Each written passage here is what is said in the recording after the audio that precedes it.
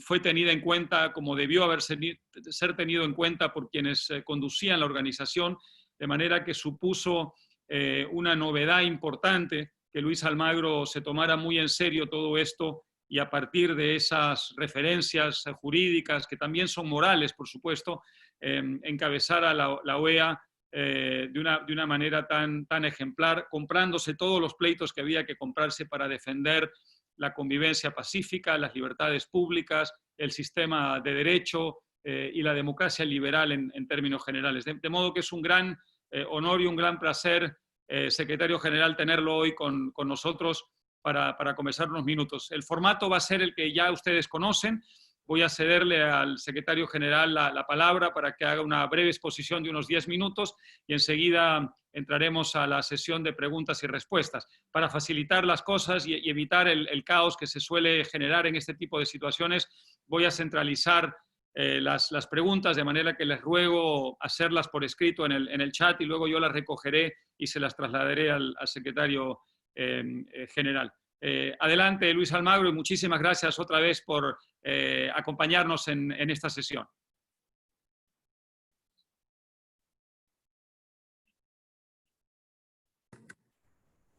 Gracias, Álvaro. Muy honrado de estar con ustedes.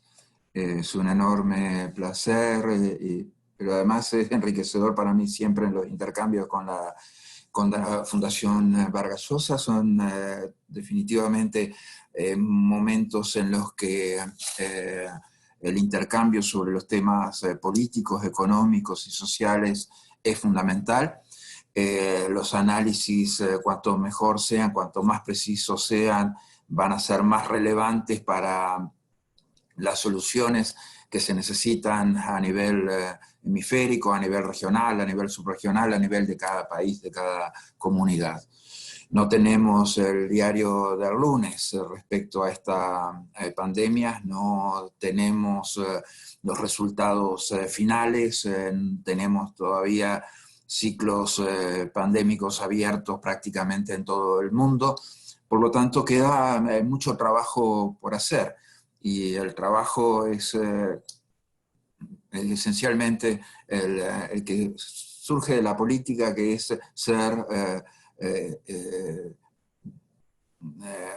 hacer las cosas en beneficio de la gente, actuar sirviendo el orden público, sirviendo el bien público. El mundo y nuestro hemisferio enfrentan una crisis inédita provocada por la pandemia del COVID-19, frenó las economías, disparó tasas de desempleo a niveles históricos, ha cambiado las formas en que las personas interactúan, el núcleo familiar, en sus comunidades, con las instituciones. El mundo globalizado de alguna manera dio varios pasos atrás, derrotado por el COVID-19 en muchos de los frentes, donde muchos países obviamente han preferenciado las soluciones nacionales, lo cual tiene mucho que ver con, obviamente, los diferentes escenarios de cada uno. La pandemia también ha producido de alguna manera una causa global común. Siendo una pandemia global, las soluciones van a tener que ser globales. Vencer al coronavirus es clave que se haga en todos los frentes. No tiene sentido mañana, por ejemplo, si hay una vacuna, que esté la mitad del mundo vacunado y la otra mitad del mundo no vacunado, porque implicaría obviamente que la continuidad de las disfuncionalidades en términos sociales, de traslado, de movimientos, de viajes comerciales, etcétera, etcétera, y todo lo que afecta las actividades humanas, económicas. Y a pesar de identificar esta causa como común, obviamente esto requiere acción específica del sistema multilateral y requiere acciones específicas a niveles subregionales. Y tenemos que ir por buscar la manera en que las soluciones globales para la pandemia obviamente sean las primeras a considerar. Hay un tema que a veces la gente subestima en cuanto a las soluciones globales, y es mantener la casa en orden. Eso es algo que ayuda muy importantemente en cuanto a las soluciones globales. Cuando no se tiene la casa en orden, ni desde el punto de vista social, ni desde el punto de vista económico, ni que hablar desde el punto de vista político, las dificultades, en lugar de disminuir, obviamente se potencia y crece. La crisis del COVID-19 marca un antes y un después, con la particularidad de que todas las personas, de manera casi inmediata, han sido afectadas de una manera u otra. El epicentro de la pandemia ahora, según la OMS, está en este hemisferio. Su impacto a largo plazo en la democracia, en la política, en los derechos humanos, orden público y relaciones internacionales todavía está por verse. O sea, sabemos lo que ha pasado hasta ahora. Tenemos las respuestas que se han dado hasta ahora, tenemos los efectos con los que estamos lidiando, pero no podemos especular con los tiempos y no podemos especular con la proyección de esto en el mediano y largo plazo. Obviamente que esto ha obligado a las instituciones democráticas a reformarse y modernizarse, prácticamente de hecho.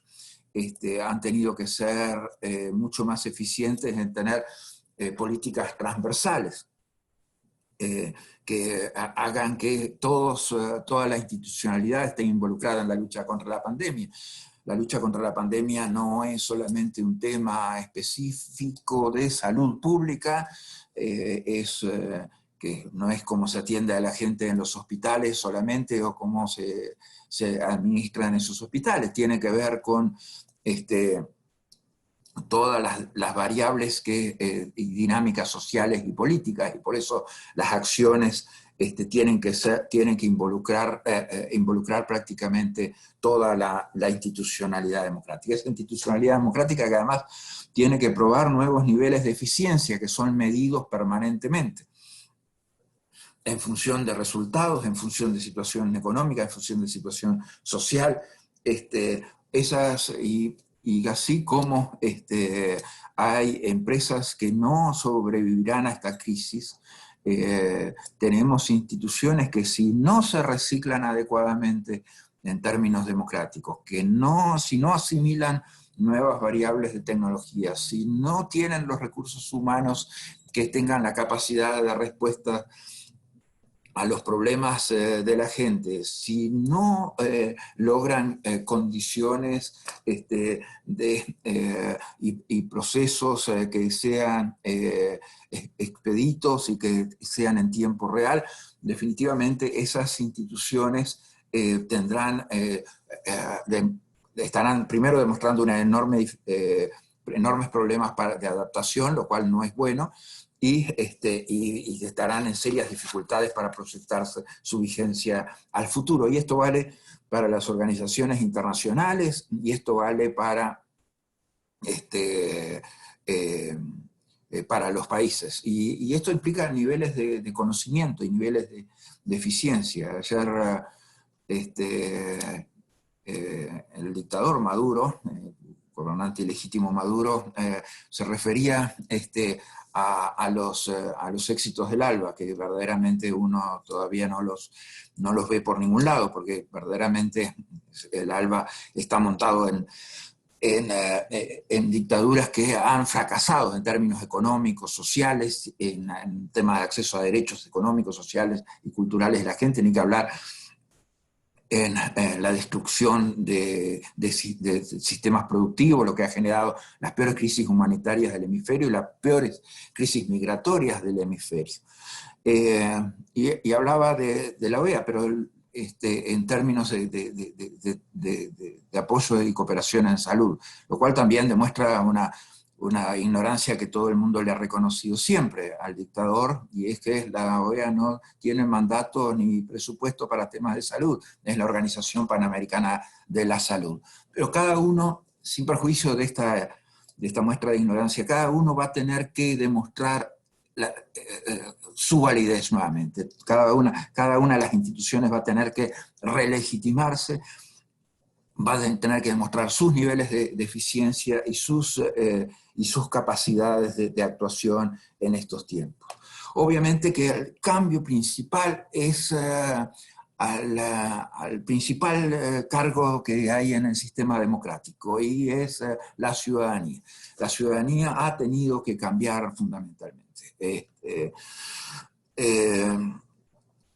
La ciudadanía ha tenido que dejar conductas y características de individualismo para pensar en condiciones de bien común, en aquellas cosas que cada uno tiene que cuidar a los demás. Tiene que cuidar para que los demás no se contagien, tiene que cuidar que los demás estén bien, tienen que cuidar población vulnerable a nivel comunitario, a nivel de ciudades, a nivel de cada una de nuestras sociedades. Las respuestas de la ciudadanía han tenido que ser, obviamente, con mucho más sentido comunitario, con mucho más sentido colectivo, y aceptando dinámicas que algunas veces le ha costado más aceptar. Y nosotros hablábamos a finales del año pasado de la importancia que hay de dos elementos, dos pilares fundamentales en los cuales se sostiene esencialmente un sistema político democrático. Y con esto cierro, porque estoy llegando exactamente a mis 10 minutos.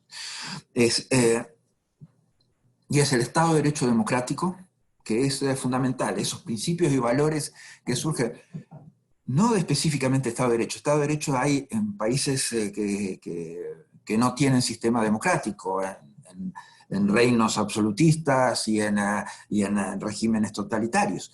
Tienen su Estado de Derecho, tienen sus dinámicas de principios de legitimidad y de acción de las dinámicas que imponen funcionamiento de la justicia.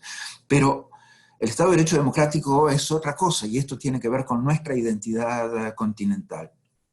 Nosotros nacimos prácticamente todos como naciones independientes al mismo tiempo que democráticas. O sea, salvo algún caso que fue posterior, después prácticamente hemos nacido a la vida independiente como democracias. Y eso hace a la esencia nuestra, esa es nuestra identidad. Por eso las dictaduras quedan tan marcadas en este hemisferio, por eso la dictadura venezolana está tan marcada, por eso la dictadura cubana queda marcada, por eso la evolución de Nicaragua hacia el autoritarismo queda tan marcada, porque nuestro sistema hemisférico, nuestra identidad hemisférica hace que las dictaduras queden especialmente señaladas en cualquier contexto.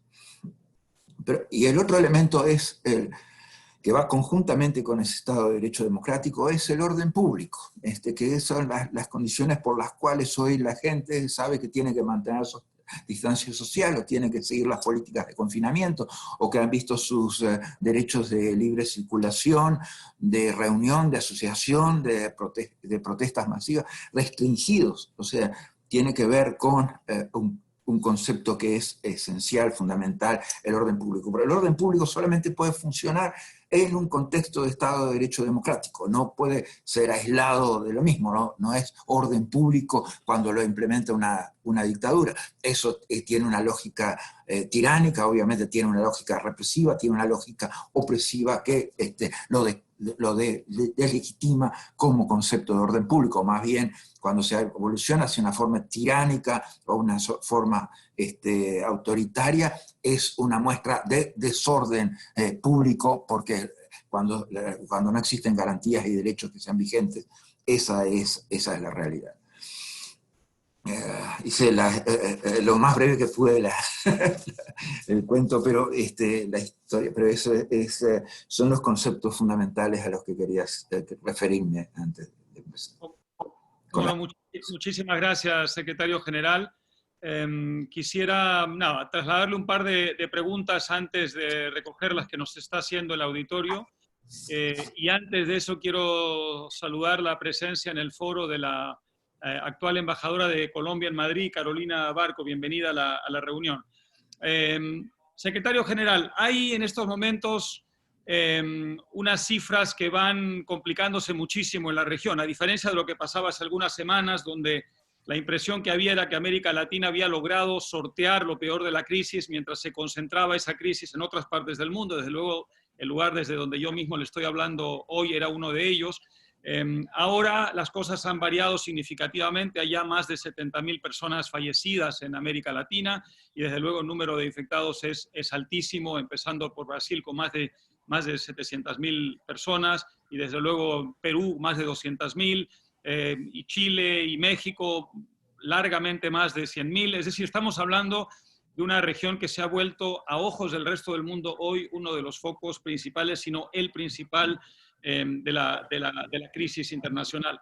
Quería preguntarle ¿a qué atribuye esto? O sea, ¿a qué atribuye el hecho de que las cosas se hayan deteriorado tanto en las últimas semanas y a qué atribuye el hecho de que mientras en otras partes del mundo lo peor de la crisis parece haber quedado atrás, en América Latina da la impresión de que todavía no hemos logrado eso? Eso sería por un lado. Por el otro, le quisiera preguntar sobre algunos casos específicos. Su propio país, Uruguay, es visto hoy en buena parte del mundo como uno de los casos exitosos, uno de los países que logró contener esta crisis a tiempo y además lo hizo tratando, gracias a las decisiones que tomó el presidente Lacalle, de preservar en lo posible el ámbito de libertades públicas y libertades individuales. Era una decisión difícil, audaz. Vamos, dicho sea de paso, a conversar con él en este mismo foro dentro de algunos días y ya tendremos ocasión de preguntárselo, pero era una decisión difícil y audaz. El resto de la región se confinaba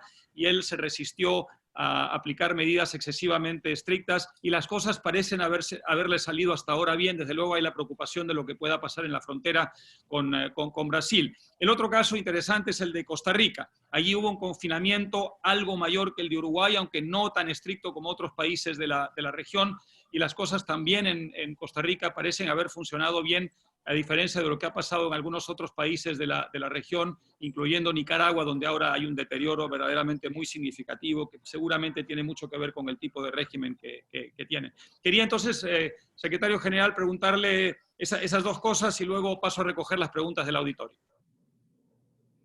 Sí. Saludar a la embajadora de Colombia. Yo fui candidato presentado por Colombia, así que mi agradecimiento especial hasta que tener el apoyo de países como Estados Unidos, Brasil y mi propio Ecuador y mi propio país, Uruguay. Colombia fue el país que presentó mi candidatura. Y sí, yo he estado hablando con muchos, obviamente, autoridades de nuestros países y la lógica de la curva verdaderamente es de alguna manera previsible. Hay condiciones para que esto pase. O sea, primero que no podemos trasladar fórmulas ni aplicar ecuaciones que se han aplicado en otros lados. Primero, porque nuestra región tiene niveles de informalidad de la economía que son mucho más altos, y gente que literalmente se gana el pan suyo de cada día, y las condiciones, la aplicación rajatabla de las condiciones de aislamiento o de confinamiento son muy difícilmente implementables y se han visto prácticamente en buena parte del hemisferio violaciones a esas políticas de confinamiento y a esas políticas de aislamiento y a las políticas de distancia social. También las condiciones sociales de pobreza son problemáticas. Tener distintos niveles de pobreza, tener mayores niveles de pobreza, o tener condiciones sociales de pobreza en condiciones de hacinamiento, obviamente que es un factor multiplicador de contagios. Esas condiciones sociales, otras condiciones a veces determinan de funcionamiento político del Estado, ¿no? O sea, es más difícil para estados federales que para estados más unitarios.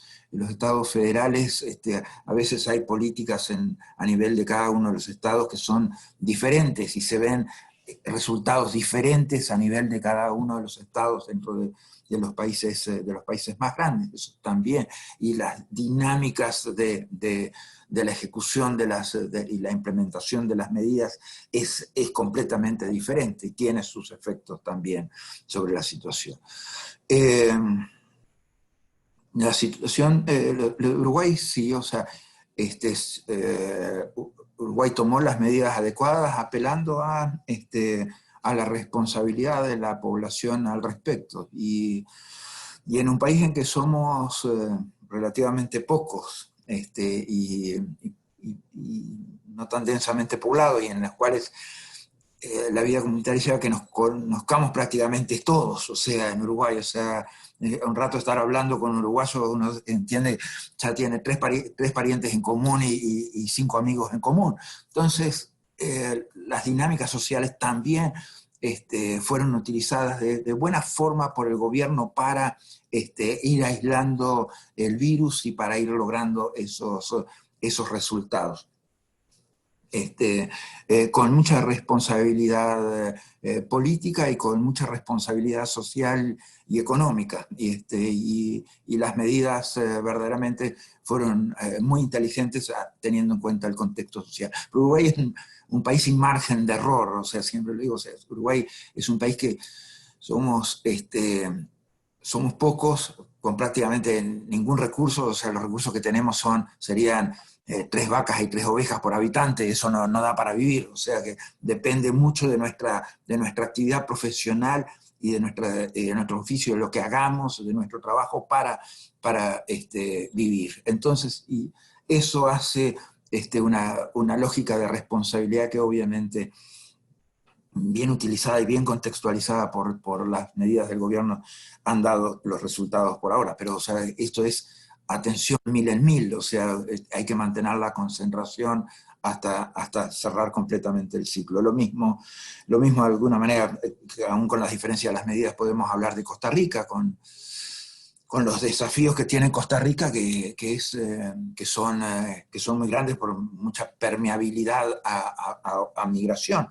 Y sobre todo con las políticas que aplicó el país vecino, o sea, Nicaragua, que fueron una política prácticamente de salir lo antes posible de la crisis. Esa fue, creo, la idea de Daniel Ortega o de Rosario Murillo. O sea, entonces llamaron a concentraciones desde el comienzo del COVID-19 para tratar de contagiar a la mayor cantidad de gente posible, lo cual ha hecho obviamente que el sistema de salud colapsara. El sistema de salud nicaragüense no estaba en condiciones de responder a todo esto y por eso obviamente la cantidad de fallecidos que hay en Nicaragua. Esas son un poco las respuestas. Se me fue más largo que con la presentación la respuesta. Muy bien, muchas gracias.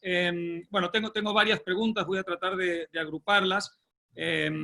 Noé Bailón pregunta muy específicamente, y por eso esta sí la voy a aislar un poquito, sobre Brasil, México y Haití. ¿Qué nos puede decir el secretario general sobre México, Brasil y Haití en este momento?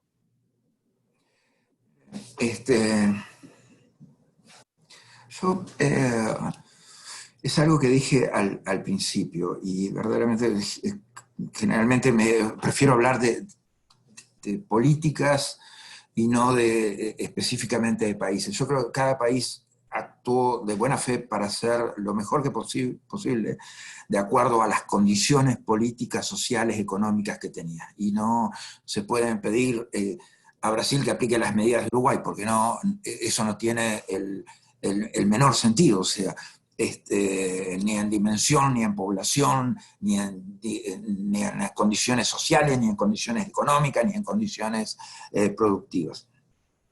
Y creo que en cada país ha quedado, o sea, han quedado al desnudo problemas estructurales, y los problemas estructurales del hemisferio no son problemas de hoy. Los problemas estructurales del hemisferio, algunos vienen de la época colonial, otros tienen 200 años, y otros, con suerte, varias décadas.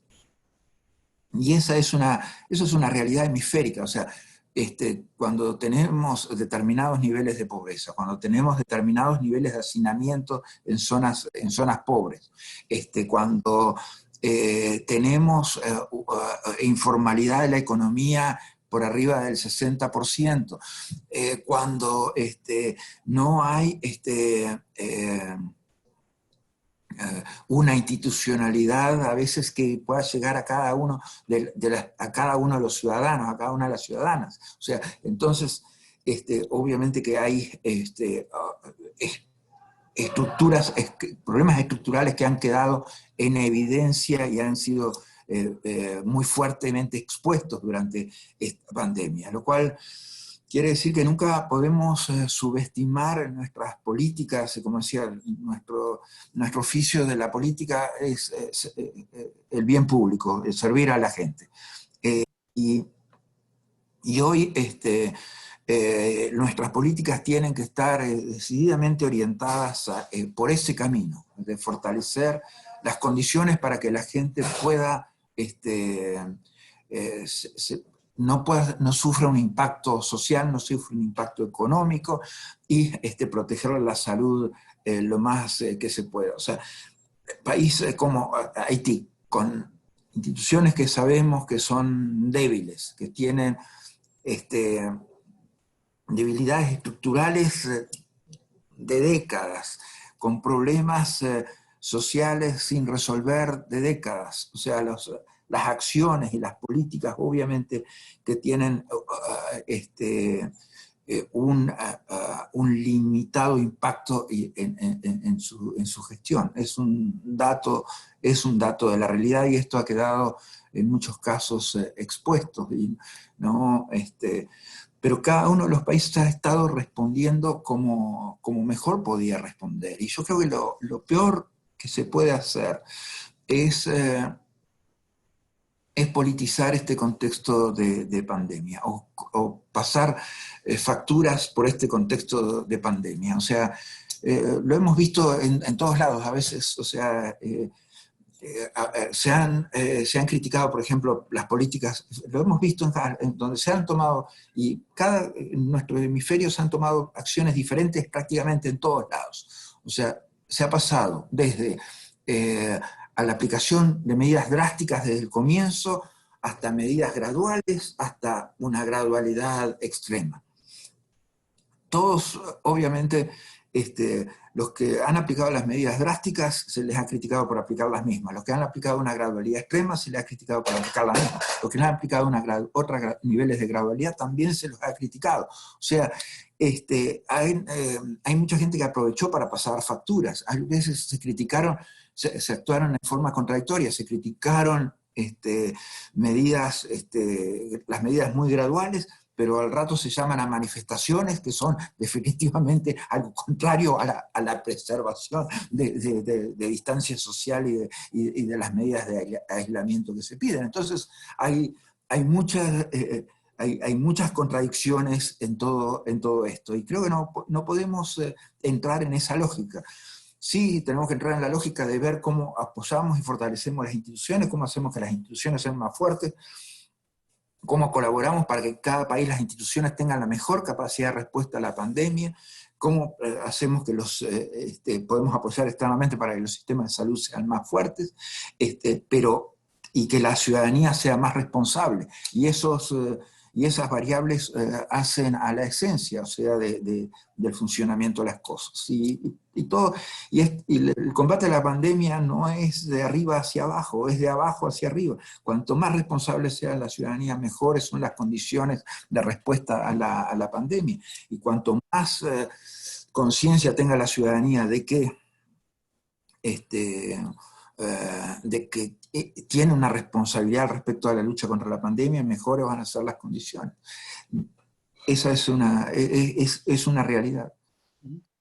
Muy bien, tenemos, como se puede imaginar, muchas preguntas sobre los países problema desde el punto de vista político, sobre Nicaragua, sobre Venezuela, también algunas sobre la situación reciente de Argentina. Antes de eso, quiero aislar otra pregunta que me parece interesante, de Hugo López, sobre la Organización Mundial de la Salud. Como todos sabemos, es una organización que está en estos momentos en el ojo de la tormenta política desde el punto de vista del gran debate que hay entre Estados Unidos y China, pero no solamente entre Estados Unidos y China, sino también desde el punto de vista del cuestionamiento que se ha hecho a las aparentes contradicciones que ha habido desde la Organización Mundial de la Salud en cuanto a sus recomendaciones e indicaciones, muchas de las cuales han tenido que ser revertidas poco después. ¿Cómo se relacionan ustedes con la organización? ¿Hasta qué punto la siguen teniendo como una referencia o hasta qué punto digamos, combinan con otras referencias para no quedar excesivamente sujetos a esta institución en particular? No, el tema es que en este hemisferio tenemos a la Organización Panamericana de la Salud, que es la responsable en temas de salud en el hemisferio. Y esa es nuestra referencia, esa es nuestra organización hermana, forma parte del sistema interamericano y con recursos, con los medios que ha dispuesto, ha tomado una línea de acción más coherente, ha procurado acercarse a los problemas, ha procurado ayudar y colaborar donde era necesario. Entonces, ese es nuestro vínculo de relación, la Organización Panamericana de la Salud, que definitivamente tiene su que ver en esta actuación. Respecto a la Organización Mundial de la Salud, creo que sería engañarnos a nosotros mismos, no entender la responsabilidad que ha tenido en todo esto. O sea, no puede ser que haya un foco infeccioso en noviembre, diciembre, en que prácticamente toma toda una ciudad de China y la reacción se va postergando para 2 o 3 meses después. No puede ser que tuviera tantas contradicciones en términos de evaluación técnica de un virus que llevaba tanto tiempo, en definitiva, en circulación dentro de un país. Yo creo que hay cosas, lo que decía hoy, o sea, creo que hay organizaciones que tienen que reconvertirse, que tienen que lograr mejores niveles de eficiencia, que tienen que demostrar su utilidad y que tienen que demostrar nuevos niveles de profesionalismo, porque gran parte de esto podría haber sido evitado con mejores capacidades de respuestas rápidas del sistema multilateral, y eso es un dato de la realidad. No podemos verlo de otra manera. Muy bien. 2 preguntas sobre Venezuela. María Molina y Ricardo Vega Llona me preguntan o me piden que le pregunte a usted si cómo ve la forma en que Venezuela ha abordado esta crisis y muy específicamente si Maduro ha salido políticamente fortalecido frente a esta situación. También tenemos 3 preguntas sobre Nicaragua que me gustaría incorporar a esta parte de la conversación, de Mauricio Díaz, Alfredo César y Juan Sebastián Chamorro. Todas van un poco en el mismo sentido, la sensación de que el régimen autoritario de Ortega está en cierta forma aprovechando la coyuntura para tratar de ajustar las clavijas contra disidentes y críticos de su régimen, y al mismo tiempo la irresponsabilidad que ha habido desde el punto de vista de la toma de decisiones para tratar de impedir que se siga propagando el contagio del virus. Tenemos algunas sobre Argentina, pero quizá las dejo para después. Vamos adelante con Venezuela y Nicaragua, por favor. Sí, para los sistemas autoritarios, la pandemia, y sobre todo en el contexto en el que estaban y cómo estaban actuando, prácticamente estaban ganando tiempo, en el caso cubano también, o sea, estaban ganando tiempo, siempre viven en una lógica de ganar tiempo, o sea, algunos llevan décadas en eso, otros llevan años en eso. Uh, Obviamente que les sirvió para acelerar políticas represivas y para conculcar derechos civiles políticos y para no hacerse cargo de derechos económicos y sociales de la gente. Les sirvió para manejar esto con lógica autoritaria y terminar de restringir derechos dentro del país. O sea, la lógica de las dictaduras además es el ocultamiento, falsear cifras, estadísticas, todos los números e indicadores relevantes o no relevantes, la falta de transparencia en la gestión, los niveles de corrupción, o sea, todo esto obviamente que se dispara en este contexto. Y esa es la lógica con que ha funcionado el madurismo en este caso. No ha sido, obviamente,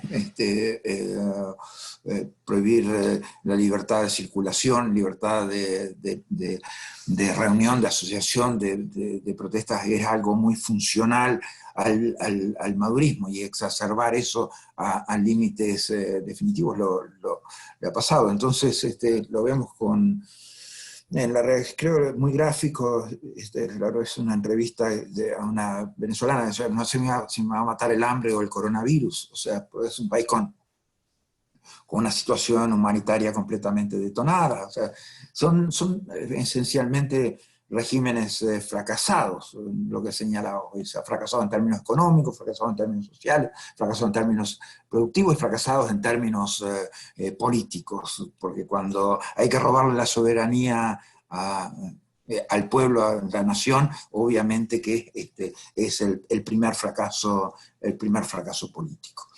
Y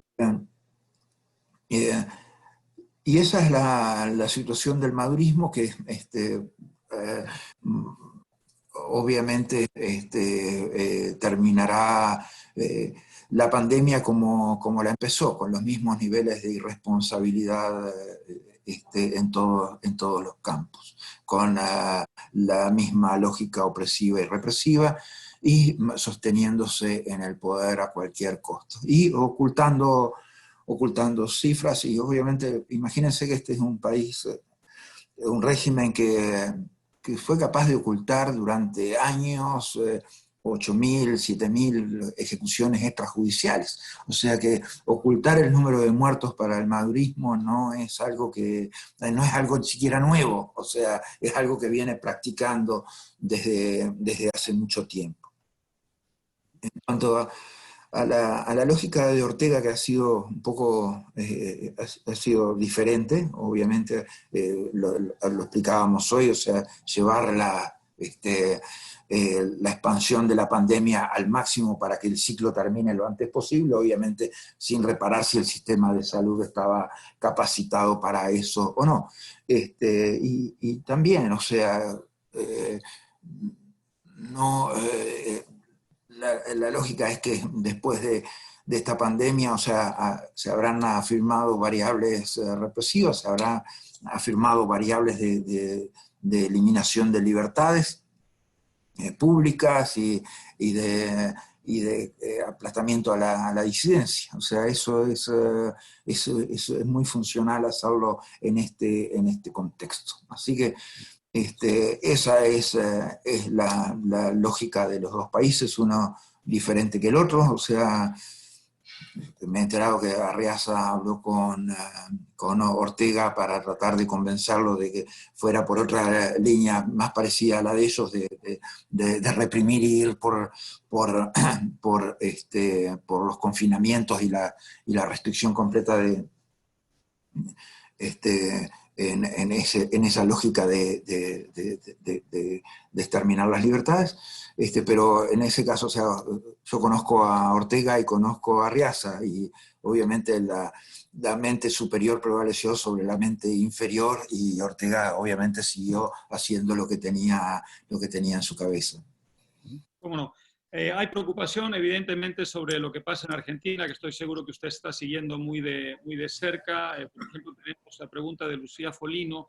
Ella dice, bueno, en Argentina se están produciendo muchas cosas simultáneamente, ¿no? Expropiaciones tan significativas como la que acaba de tener lugar hace pocos días y que ha suscitado particularmente en la provincia de Santa Fe, pero en el resto del país también muchísima respuesta de los ciudadanos. Hay una situación muy delicada en el Poder Judicial, un intento de penetración del Poder Judicial utilizando la suspensión de plazos para tenerlo maniatado. Hay una, digamos, cacería verbal contra ciertos opositores y ciertos críticos. Y hay también la sensación de que se extiende indefinidamente, se prolonga indefinidamente el encierro en su versión más extrema para tratar de mantener esta política de gobernar por decreto, es decir, sustraer el proceso de toma de decisiones al sistema democrático. ¿Comparte usted esta percepción y, en todo caso, cómo ve la situación argentina? Sí,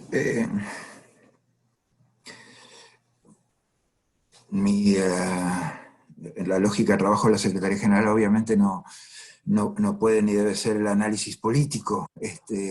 Sí tenemos responsabilidades en temas institucionales.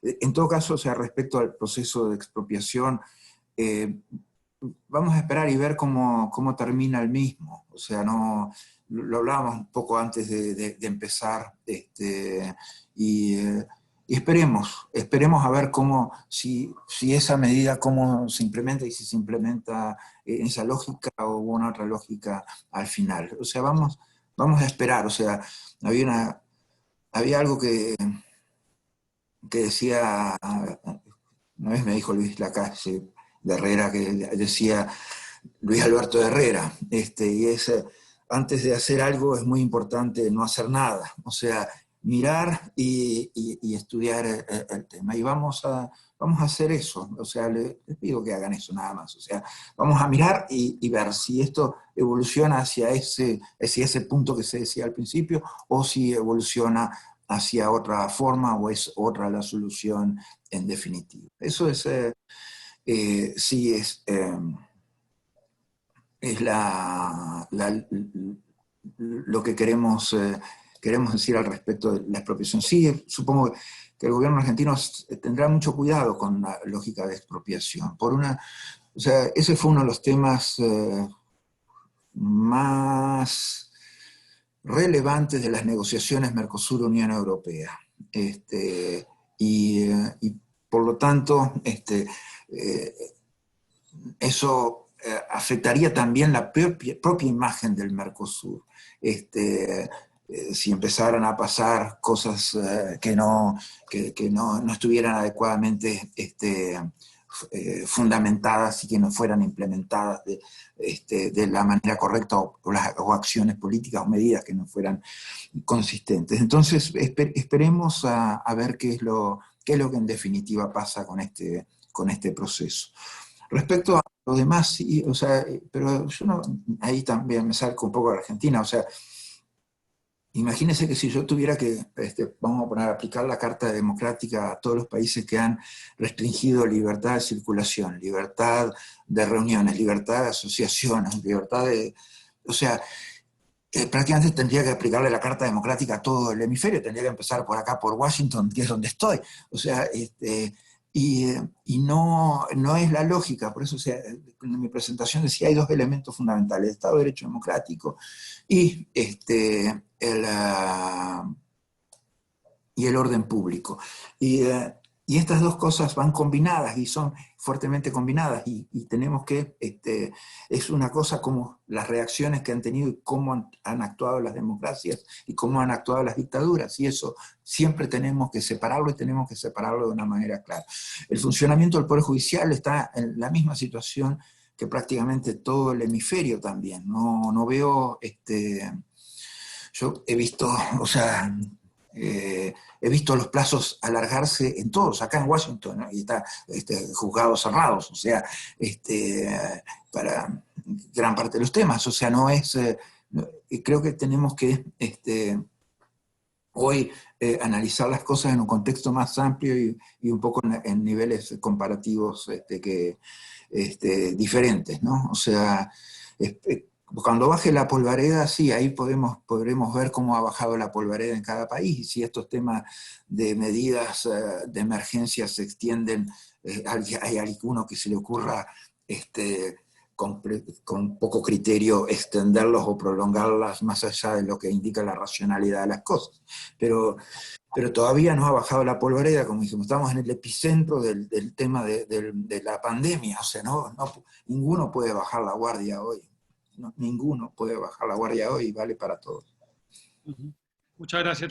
Claro, el problema de ser secretario general de la OEA es que todos queremos que usted nos resuelva nuestro problema, ¿no? Yo recuerdo no voy a mencionarlo por nombre, no sería elegante, pero un antecesor suyo que cuando nos quejábamos de que no intervenía en ciertas situaciones del hemisferio decía, yo no soy más que la suma de las partes. Y yo le respondía, no, se puede ser secretario general y ser más que la suma de las partes, y usted lo ha demostrado con creces en todos estos años. Sí, porque eso además nunca fue cierto, o sea, nunca fue cierto, o sea, siempre la OEA fue mucho más allá que la suma de las partes, o sea, la OEA nunca hubiera mandado y logrado que fuera una misión de la CIDH a Argentina durante la dictadura, porque no hubieran habido los votos y no hubiera tenido las condiciones para implementar la misma, pero el secretario general obviamente logró que esa misión fuera, como otras acciones que hemos tenido y como otras acciones que han tenido la secretaria general. O sea, la OEA siempre fue mucho más que la suma de las partes. La OEA tiene capacidades exponenciales para atacar los problemas, pero la OEA se ocupa de los temas institucionales y tiene que tener un análisis muy frío de la institucionalidad. A mí, o sea, siempre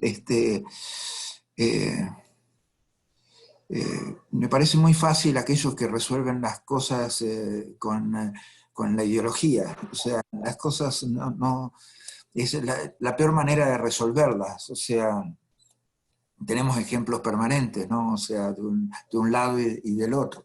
Y nosotros tenemos que ser fríos en el análisis de la situación institucional y definitivamente buscar el camino que lleve a una solución. Fui muy criticado por ejemplo, un caso que yo siempre pongo como paradigmático, es el caso de Bolivia y del proceso electoral en Bolivia, que fui muy criticado en la misión que fui a firmar, la misión de observación electoral y todo el proceso subsiguiente. Fui muy criticado por la derecha. Después del proceso electoral, etcétera, etcétera, pasé a ser muy criticado por la izquierda. O sea, y en todo caso, y habíamos hecho al principio lo que debíamos hacer, hicimos durante el proceso electoral lo que había que hacer, y después del proceso electoral lo que debíamos hacer en términos institucionales, y es la única forma de resolver las cuestiones de una manera sustentable. Hay alguna preocupación en el grupo sobre la posibilidad de que se posterguen procesos electorales. José Moncada nos pregunta muy específicamente por el caso de Honduras, y yo amplío la pregunta. Además del caso de Honduras, ¿ve algún riesgo en otros países de que esto se produzca? Es decir, que a raíz de la crisis de la pandemia se pueda producir la postergación de procesos electorales en América Latina. Se han postergado en República Dominicana. Bueno, se han postergado en varios países, algunas elecciones municipales, obviamente, en otros elecciones nacionales. Elecciones nacionales, los casos de Bolivia y República Dominicana son los más claros. Se hicieron elecciones en San Kitts and Nevis y en Surinam, por otra parte.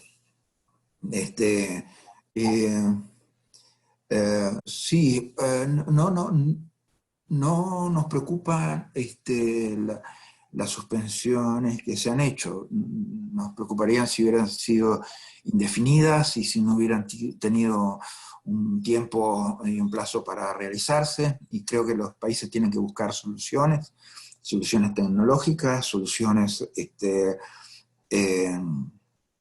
sociales, como para que los procesos electorales puedan hacerse, obviamente procurando aislar el virus y obviamente procurando que las elecciones se suspendieron, incluso primarias aquí en Estados Unidos, porque obviamente después en algunos estados obviamente eso significó un dispararse de los niveles de contagio. O sea que hasta en esos casos hay que tener cuidado con cómo se juzgan esos casos. Sí, tienen que lograrse de una manera que las elecciones se hagan en las mejores condiciones posibles. De todas maneras, en este marco se están siendo afectados las lógicas de campaña electoral muy dramáticamente. O sea, cuando uno no puede juntar más de 10 personas, es mucho más difícil hacer una campaña electoral que en otros contextos.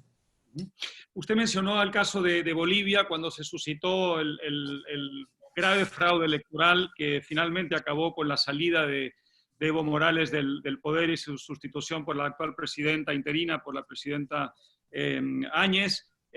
Hubo una preocupación en un sector de la comunidad democrática latinoamericana ante la posibilidad de que ella pudiera, digamos, perpetuar su mandato sin pasar por un proceso electoral propiamente dicho. Hay gente que pensaba que la transición democrática en realidad no era una transición democrática, sino esencialmente una gran cobertura para poder, digamos, mantener en el poder a los adversarios de Evo Morales que habían logrado llegar al poder después de su salida. ¿Qué nos puede decir sobre el proceso democrático y la transición democrática en Bolivia? Primero, algo que creo que es muy importante en este contexto, y es sobre todo porque hemos visto editoriales en el New York Times, hemos visto la declaración de un grupo político afín ideológicamente respecto a los resultados de las elecciones de Bolivia el 20 de octubre de 2019. Y verdaderamente tenemos que reafirmar cuestiones que son básicas, y es que en Bolivia hubo un fraude electoral. Y esto verdaderamente, tanto el editorial del New York Times como esta declaración demuestran, primero, que hay gente que no es experta en temas electorales. O sea, todos son, en el mejor de los casos, aficionados con cierta contrariedad a aprender los conceptos de la observación electoral y de manejo de los procesos electorales. Entonces, sí, o sea, si tener servidores externos puede ser ignorado en un esquema de análisis electoral, y que esos servidores externos influyen en una cantidad de cientos de miles de votos. Si la alteración de actas tiene un porcentaje altísimo en una muestra, si hay alteración, obviamente, en la transmisión de esos resultados, si han votado muertos, son demasiados elementos que indican la sustancia de la realización de un fraude, que además se da por un análisis estadístico muy real, o sea, y que hizo el propio Evo Morales. O sea, no le daban los votos. Esa es la realidad. O sea, cuando creo que podían estar preparados para empujar su fraude electoral un 1 o un 2% que estimaron que era lo que le iba a faltar. Cuando se empiezan a recibir los primeros conteos rápidos, y esos conteos rápidos dan que le falta ya al más como un 5 o 6% para llegar a la segunda ronda, es que se dispara toda esta lógica de fraude, de todos estos mecanismos de fraude en paralelo. Y el análisis estadístico va, que obviamente he visto gente agarrar los números de una manera un poco azarosa para que les den algunos resultados como al del como al editorial o como el documento en el que se basan otros. Pero los análisis bien serios, los que han hecho sistematización de la información, sistematización de los datos, llegan a las mismas conclusiones, pero son las mismas conclusiones que han tenido mecanismos muy fidedignos como los de conteo rápido y la propia percepción de la ciudadanía. O sea, hoy no hay nadie en Bolivia que no piense que no hubo un fraude electoral. Eso es un dato de la realidad. Y obviamente que es porque en cada pueblo de Bolivia se sabe lo que se hizo para alterar el resultado electoral. Entonces, cuando hay gente que queda descolgada de la realidad, cuando hay gente que queda que no tiene los conocimientos técnicos adecuados, cuando hay gente que trata de forzar los resultados, cuando hay gente que trata de aislar determinadas lógicas que son más bien contables, o sea, verdaderamente estamos viendo que hay una agenda política detrás, y hay una agenda política que es perniciosa para Bolivia, como fue pernicioso el intento de reelección de Evo Morales. Y eso es, y esa situación la tenemos que ser muy claros al respecto, y no podemos permitirlo, porque Bolivia tiene que tener un gobierno legítimo, tiene que tener un gobierno absolutamente democrático, que no tenga el menor margen de dudas, no haya el menor margen de dudas respecto al resultado electoral y a cómo se ha manejado el proceso electoral. Y en eso estamos embarcados en Bolivia. Y eso es lo que necesita, Bolivia, y esperemos que la nueva fecha definitivamente lleve a un proceso electoral de esas condiciones y que permita al pueblo boliviano ser nuevamente dueño de su destino. Obviamente la transición que se ha hecho en función de la sucesión que prevé la Constitución tiene que ser absolutamente interina, y Bolivia necesita ese gobierno definitivo, legítimo y democrático.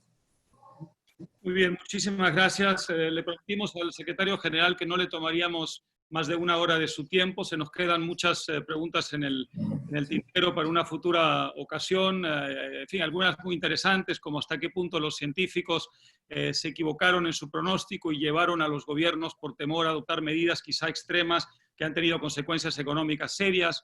Algunas otras un poco más picantes sobre cómo fue posible que algunos funcionarios de la OEA pues no hayan sido atajados a tiempo por sus vinculaciones con la antigua guerrilla en Argentina o en Uruguay, en fin, cosas que dejamos para la próxima ocasión, y así le damos tiempo al secretario general de pensarlas con calma. Le agradezco mucho, quiero reiterar lo que dije al inicio, para quienes defendemos la libertad y la democracia, es un orgullo tener a Luis Almagro a la cabeza de la Secretaría General de la OEA. Hubiera sido una tragedia para la región que en marzo pasado su reelección no fuera asegurada, como felizmente lo fue por una mayoría de los votos. Y él, como él mismo ha explicado, él es más que la suma de las partes y ha utilizado el púlpito de la Secretaría General para liderar una respuesta institucional a las numerosas violaciones a la democracia, al Estado de Derecho y a las libertades públicas en la región, lo cual no significa que esté en condiciones como secretario general de la OEA de resolvernos a todos nuestros problemas en cada uno de los países, ni tampoco que no deba mantener evidentemente unos equilibrios delicados desde el punto de vista diplomático. Pero independientemente de eso, su gestión, secretario general, nos llena de orgullo, y yo le agradezco personalmente y en nombre también de la Fundación Internacional de la Libertad que ha organizado esta sesión conjuntamente con Fundación Libertad de Rosario, Argentina. Le agradezco muchísimo y lo comprometo para una futura conversación para dar, en fin, cuenta de estas preguntas que quedaron en el tintero. Un abrazo a todos, un abrazo para vos, Álvaro, y encantado de haber estado con ustedes. Y gracias por esta oportunidad y por estas preguntas. Y incluso me quedé con ganas de contestar estas otras dos, pero será en la siguiente. Déjalas anotadas ahí arriba. Bueno, hasta pronto. Muchas gracias. Un abrazo enorme.